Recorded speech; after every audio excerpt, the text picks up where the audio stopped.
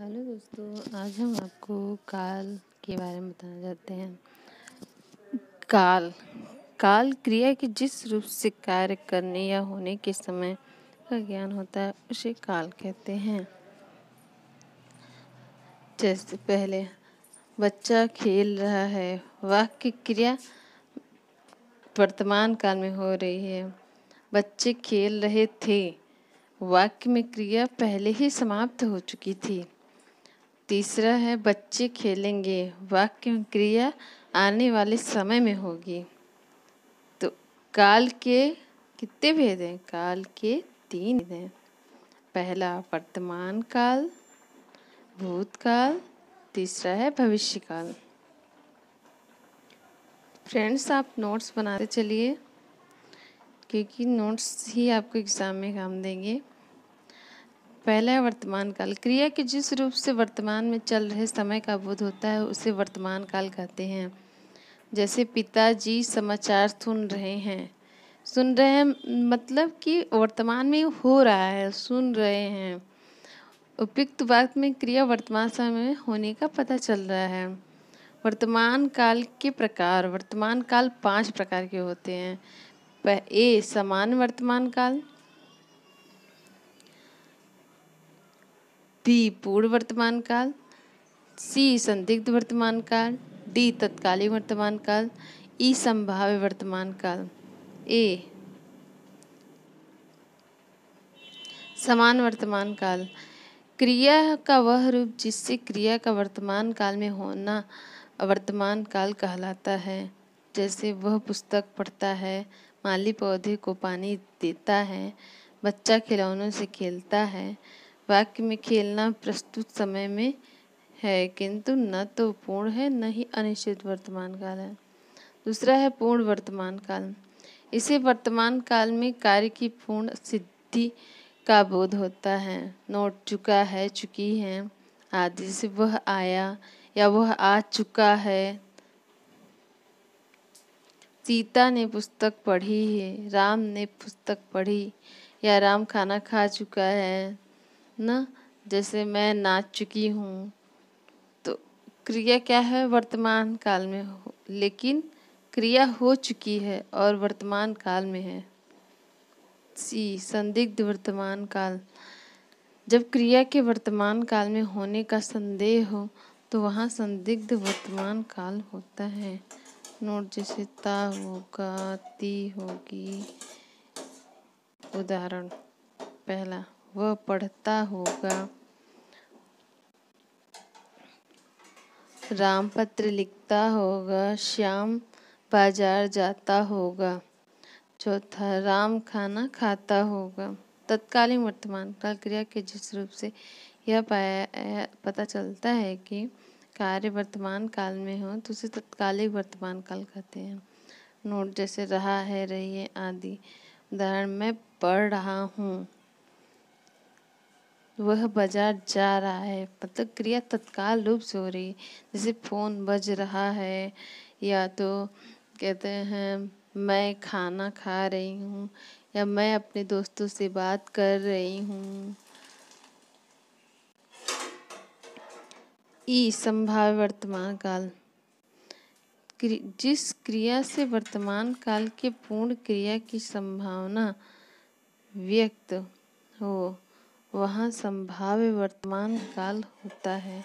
Note में ता है, ती है, तो है आदि लगा रहता है। उदाहरण से शायद आज पिताजी आते हैं, राम खेलता हो, वह पढ़ता हो, शायद बारिश हो। दूसरा है भूतकाल। क्रिया के जिस रूप से बीते हुए समय का बोध होता है उसे भूतकाल कहते हैं। जैसे वह खा चुका था, उपयुक्त बात में बीते हुए समय में क्रिया के होने का बोध करा रहे हैं, अतः ये भूतकाल के वाक्य हैं। भूतकाल के भेद। भूतकाल के 6 भेद हैं। सामान्य भूतकाल, आसन्न भूतकाल, पूर्ण भूतकाल, संदिग्ध भूतकाल, हेतु मत भूतकाल। सामान्य भूतकाल। जब क्रिया के व्यापार की प्राप्ति सामान्य रूप से बीते हुए समय में होती है, किंतु इससे यह बोध नहीं होता कि क्रिया समाप्त हुई, थोड़ी देर हुई या अधिक। वह सामान्य भूत होता है। जैसे कुसुम घर गई, अविनाश ने गाना गाया, राधा गई, मैंने जहाज देखा, पानी गिरा, वह स्कूल गया, मैंने समाचार देखा, श्याम ने पत्र पढ़ा। भी है आसन्न भूतकाल।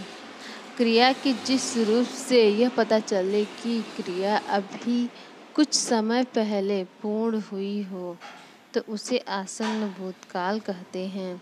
जैसे मैंने आम खाया, मैंने अभी अभी पढ़ा, मैं अभी अभी उठी, उसने दवा खाई, मैंने सेब खाया।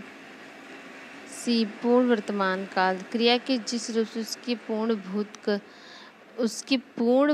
कहते हैं। क्रिया के जिस रूप को उसकी पूर्ण भूत कहते हैं, जिससे क्रिया की समाप्ति के समय का स्पष्ट होता है कि क्रिया को समाप्त हुए काफ़ी समय बीत गया है। जैसे पद्मा ने नृत्य किया था, उसने श्याम को मारा था, नौकर ने पत्र लाया था, राधा ने गीत गाया था, वह रोटी खा चुका था। पूर्ण भूतकाल में क्रिया के साथ साथ था, थे, थी, चुका था, चुकी थी आदि सब लगा रहता है। अपूर्ण भूतकाल। जिस क्रिया से यह ज्ञात होता है कि भूतकाल में कार्य संपन्न नहीं हुआ है, अभी चल रहा है, उसे अभूत भूतकाल कहते हैं। जैसे उदाहरण,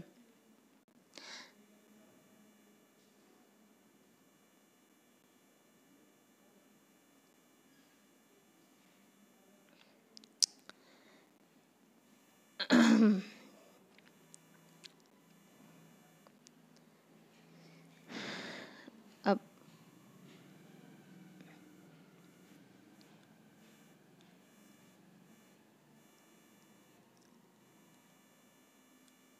उदाहरण, तू गया, मैं गए, राम गया, श्याम आया। हेतु हेतु मध्य भूतकाल। यह भूतकाल में एक क्रिया के होने या न होने पर दूसरी क्रिया का होना या न होना निर्भर है। वह हेतु मध्य भूतकाल कहलाता है। उदाहरण, यदि वर्षा होती तो फसल अच्छी होती। मतलब कि जब वर्षा होती तब फसल अच्छी होती। मतलब कि उसके पीछे कारण है कि अगर बरसात नहीं होगी तो अच्छी फसल नहीं होगी। उपयुक्त वाक्य क्रिया के दूसरे कार्य पर निर्भर है, न कि पहले पे। इसीलिए हेतु मजबूत की क्रियाएं हैं। तीसरा है भविष्यकाल। भविष्यकाल में होने वाली क्रिया को भविष्यकाल क्रिया कहते हैं। भविष्यकाल के भेद। भविष्यकाल के 3 भेद हैं। सामान्य भविष्यकाल, संभाव्य भविष्यकाल, हेतु भविष्यकाल। सामान्य भविष्यकाल। क्रिया के जिस रूप से उसके भविष्य में सामान्य रूप से होने का बोध हो, उसे सामान्य भविष्यकाल कहते हैं। इसमें क्रिया के अंत में एगा, एगी, आएंगे आदि शब्द रहता है। जैसे पहला, लीला नित्य प्रतियोगिता में भाग लेगी, वह पढ़ेगा, राम आएगा। संभाव्य भविष्यकाल। क्रिया के जिस रूप से भविष्य में होने की संभावना का पता चलता है, उसे भविष्य काल कहते हैं। मतलब होने की संभावना हो, जैसे वह विजयी होगा, मतलब हुआ नहीं है, होने की संभावना है, इसे क्या कहेंगे? संभाव्य भविष्यकाल कहेंगे। शायद राम भाग जाए, अभी भागा नहीं है लेकिन शायद संभावना व्यक्त की जा रही है। हेतु मध्य भूतकाल। क्रिया के जिस रूप से एक कार्य का पूरा होना दूसरी आने वाले समय की क्रिया पर हो, निर्भर हो, उसे हेतु भविष्यकाल कहते हैं। इसमें एक क्रिया का होना दूसरी क्रिया पर होता है। उदाहरण, यदि छुट्टियां होंगी तो मैं आगरा जाऊंगा, अगर तुम मेहनत करोगे तो अवश्य सफल होगे। आप इन सब का नोट बना लीजिए और अपनी पढ़ाई को लगातार जारी रखिए।